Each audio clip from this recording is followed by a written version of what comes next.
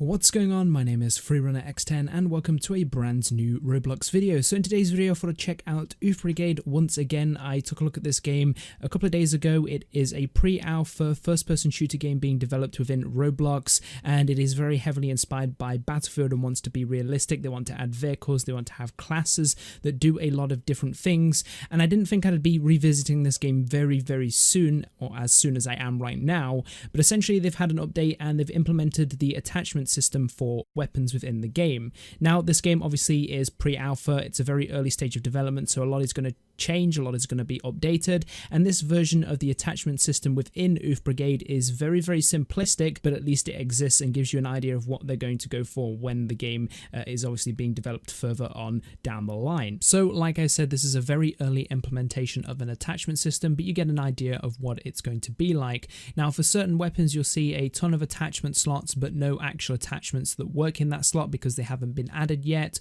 Other weapons you'll see a few attachment slots and that's about it. And then certain weapons don't have any attachments as of right now, and of course as the game gets updates, it gets developed more and more and gets closer to being a finished product, a working game, then there will hopefully be a flushed out attachment system. Now I'll quickly run down some of the attachments that exist within the game and where you can attach them. So to start off we have the top rail. This is where you mount your scopes or sights, and in the game right now there's the M145 scope, an EOTech hollow sight, an NC Star reflex red dot sight, and a Tragicon ACOG 4X scope. There's also Underbarrel 1 and Underbarrel 2. Underbarrel 2 currently doesn't have any kind of purpose as of yet, but I'll talk about that in a little bit later on in the video. And then you have Underbarrel 1, which allows you to add a vertical grip to some weapons. Then you actually have barrel attachments. As far as barrel attachments are concerned right now, you can only attach a suppressor to some of the weapons within the game. There's also a variety of different side rails where you can add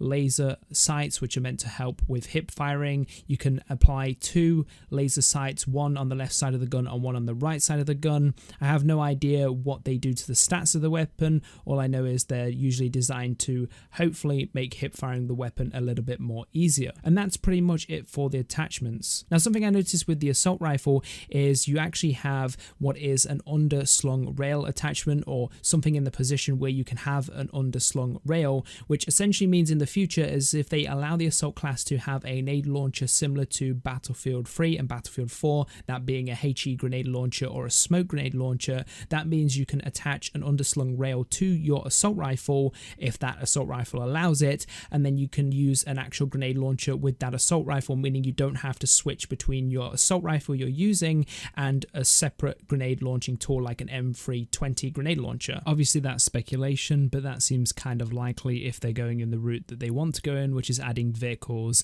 and well, a grenade launcher will be perfect for the assault class, especially if they're adding in rocket launchers for the engineer class. Now when you've customized your actual attachments, they don't say for some reason. I guess that's something that they're going to have to work on, but when you spawn in with your attachments that are on your weapon, you can then use them.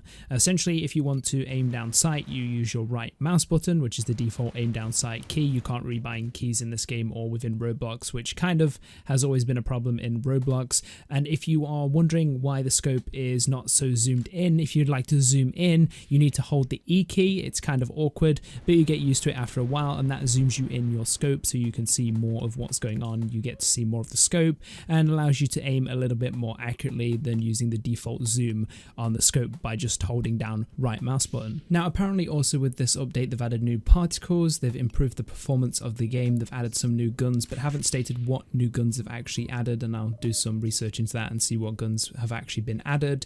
They've reworked shotguns, they've reworked network things, so hopefully the game runs a little bit smoother, shots are registered more frequently, and the kill messages pop up as intended at the right time.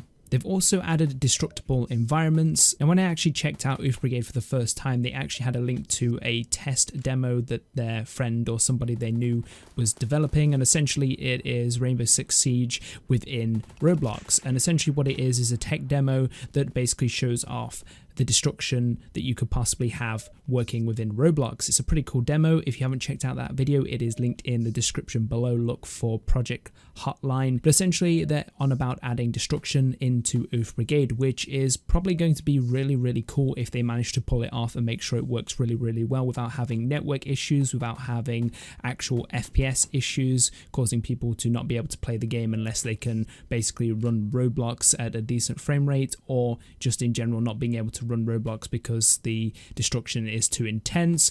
Obviously, if they're adding vehicles, rocket launchers, maybe grenade launchers in the future, having destructible environments adds a whole new dynamic to the game. You probably heard this term before if you've ever followed Battlefield before, especially Battlefield 4, because this is what they use to market the game, but it could mean that we could have Levolution, which is essentially where you can dynamically change the level to hopefully help you out in certain situations, which I think is pretty cool. You know, having the ability to breach through a wall to basically take out people who are on the other side of that wall in a different room would be a pretty cool thing to do. And if it can be done in Roblox, then this FPS game definitely has a very, very bright future if they manage to pull off this feature. And that is pretty much it for this update of Oof Brigade. If you'd like to check out this update, it is linked in the description below. Go ahead and play it and let me know what you think of the new attachment system and the destructible environments. They're very basic, but at least they're there, and hopefully they will be improved with future updates to the game.